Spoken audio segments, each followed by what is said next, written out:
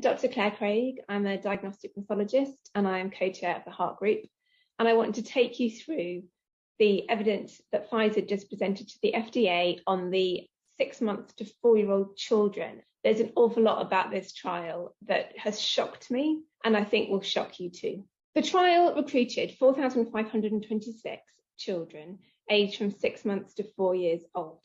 3,000 of these children did not make it to the end of the trial. That is a huge number, 2/3 of them. Why was there this drop-off?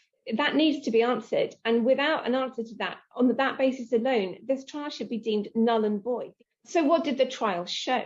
Well, they defined severe COVID as children who had a slightly raised heart rate or a few more breaths per minute. There were 6 children aged 2 to 4 who had severe COVID in the vaccine group, but only 1 in the placebo group.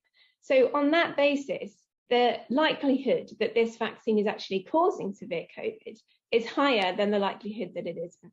There was actually 1 child who was hospitalized in this trial. They had a fever and a seizure. They had been vaccinated. So now let's turn to what they defined as any COVID. And what they did was to utterly twist the data. They vaccinated the children and they waited 3 weeks after the first dose before the second dose.